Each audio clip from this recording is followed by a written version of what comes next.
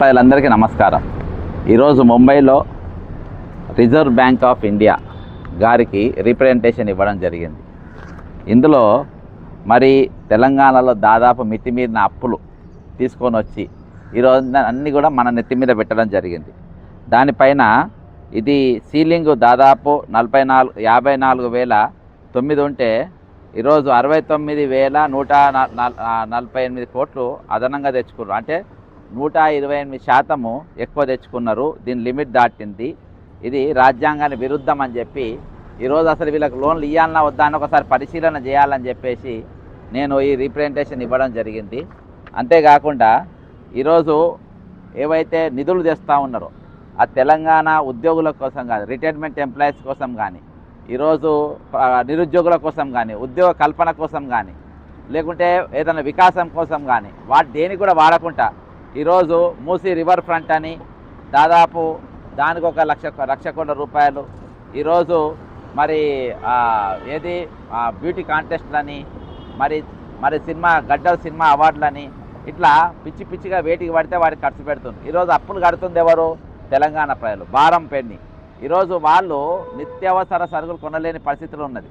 ప్రభుత్వము మౌలిక సదుపాయాలు పూర్తి స్థాయిలో అందించలేని పరిస్థితులు ఉన్నది. ఉచిత విద్య లేదు, ఉచిత వైద్యం లేదు. ఉన్నప్పటికీ అవి నాణ్యతలో ఉన్నాయి. ఈరోజు కనబడతలేవు ఎక్కడ కూడా. వాడు ఎక్కడ దవాఖాన పోయిందనంటే ఈరోజు మొత్తం ఇల్లు గుల్లా కావాల్సినటువంటి పరిస్థితులలో ఈరోజు సమాజం ఉన్నది. కాబట్టి ఈరోజు ఇన్ని పైసలు తెచ్చి ఏం చేస్తున్నారు, దేనికోసం చేస్తున్నారు ఒకసారి పరిశీలన చేసుకోవాలి. ఈరోజు ప్రపంచ బ్యాంకు కూడా అప్పించే పరిస్థితి లేదు. అందుకనే ఏషియన్ బ్యాంకు పోయినరు. అంతేకాకుండా వరంగల్ సెంట్రల్ జైలు కుదబెట్టింది కూడా ఇదే మహారాష్ట్ర పూణే బ్యాంకులా కుదబెట్టడం జరిగింది. అయితే ఓవరాల్గా మాత్రం ఇదంతా ఇది ఏదైతే మొత్తం రాజ్యాంగ ఉల్లంఘన అనేది జరుగుతుంది. అంతేకాకుండా ఇది కొత్త అప్పులు ఇచ్చేటప్పుడు ఒకసారి ఆలోచన చేయాలని చెప్పిన గతంలో ఆల్రెడీ మన దగ్గర ఫైనాన్షియల్ ఎమర్జెన్సీ అనేది పెట్టాలి అని మరి పోయిన నెల నేను ప్రధానమంత్రి గారికి, రాష్ట్రపతి గారికి మరియు ఫైనాన్స్ మినిస్టర్ గారికి ఢిల్లీకి పోయి అందరు కూడా ఇవ్వడం జరిగింది. మరి ఏదేమైనప్పటికీ దీనిపైన ఖచ్చితంగా ఆలోచన చేయాలి. ఈరోజు ప్రొఫెసర్ అన్సారీ గారి పరిస్థితి చూసినాం. ఆయన ఇంగ్లీష్ ప్రొఫెసర్ ఉండే, ఆయన రిటైర్మెంట్ కోసం నా బెనిఫిట్స్ రావాలని ఉత్తరం రాసిన ముఖ్యమంత్రి గారికి ఇప్పటిదాకా లేదు. ఆయన చాలా సీరియస్ కండిషన్లో ఉన్నారు. ఈరోజు విద్యార్థులు, ఉస్మానియా విద్యార్థులందరూ కూడా ఈరోజు అడుగుతున్నప్పటికీ ఆ రోజు ఇవ్వలేని పరిస్థితి. ఈ విధంగా ఈరోజు అత్యధికంగా పోలీసులు చచ్చిపోతున్నారు ఆరోగ్యం బాగాలేక. చాలామంది ఈరోజు మా పైసలు వస్తాయా రావా అని 83 మంది రిటైర్డ్ ఉద్యోగులు చచ్చిపోయారు. చాలామంది దవాఖానలు ఉన్నారు. 25,000 మంది రిటైర్డ్ అయినారు. దాదాపు వాళ్ళ పైసలు రాలే. ఈరోజు చాలామంది మనోవేదనతోని వాళ్ళు కృంగిపోయిన పరిస్థితి. కాబట్టి ఈరోజు ప్రత్యేకంగా ముంబైకి వచ్చి మరి వాళ్ళకి వినతి పత్రం మొత్తం చనిపోయిన వాళ్ళ ఫోటో, ఇగో ఈ సూర్యనారాయణ గారు, వీళ్ళందరూ రిటైర్డ్ ఎస్ఐలు, వీళ్ళు రిటైర్డ్ కానిస్టేబుళ్ళు, వాళ్ళందరూ కాళ్ళు పోగొట్టుకొని ఈరోజు వాళ్ళకి కావాల్సిన బెనిఫిట్స్ వాళ్ళకి ఇవ్వలేదు. అంతేకాకుండా ఈరోజు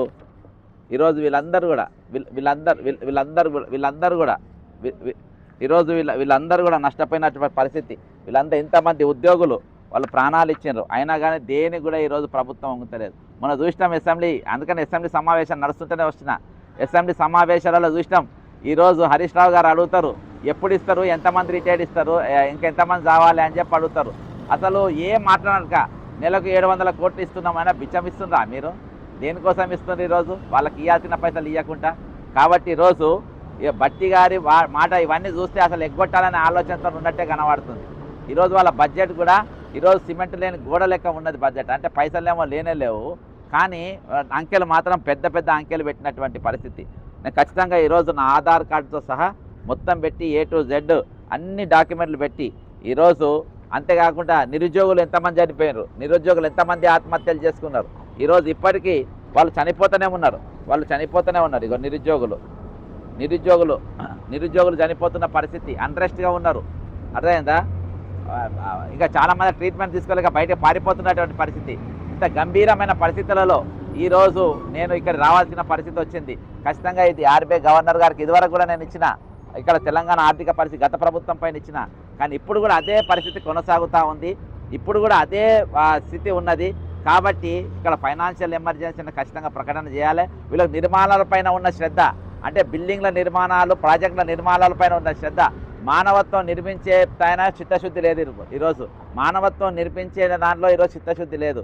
మనుషులను నిర్మించడంలో చిత్తశుద్ధి లేదు, వాళ్ళ ప్రాణాలు కాపాడడంలో చిత్తశుద్ధి లేదు, వాళ్ళని ఆదుకోవాలన్నదో చిత్తశుద్ధి లేదు, వాళ్ళకు ఉద్యోగాలు కల్పించాలనే ఆలోచనలో ఏదో చిత్తశుద్ధి లేదు, రిటైర్డ్ అయిన బెనిఫిట్స్ వాపస్ ఇవ్వాలనే చిత్తశుద్ధి లేదు, మంచి వైద్యం అందించాలనే చిత్తశుద్ధి లేదు, మంచి విద్య అందించాలనే చిత్తశుద్ధి లేదు. కేవలం వాళ్ళ సంచులు నింపుకోవాలి, వాళ్ళ పైసలు నింపుకోవాలి, వాళ్ళ ఇల్లు నింపుకోవాలి అనే ఒకే ఒక ఆలోచనతోని ఈరోజు ప్రభుత్వం ఉన్నది. దీని మీదనే ఈరోజు ఖచ్చితంగా ఆర్బీఐ గవర్నర్ గారు దీనిలో స్పందించాలని చెప్పి కోరుకుంటున్నా. దీనిపైన ఇచ్చిన అప్పులు దేనికోసం ఇచ్చిన, దేనికోసం ఖర్చు పెట్టిననే పూర్తి ఆడిటింగ్ కూడా తెలంగాణ ఫైనాన్షియల్ పరిస్థితి చేయాలని కోరుకుంటూ సెలవు తీసుకుంటున్నా. జై తెలంగాణ, అమరవీరులకు జోహార్. తెలంగాణ ప్రజలందరికీ నమస్కారం.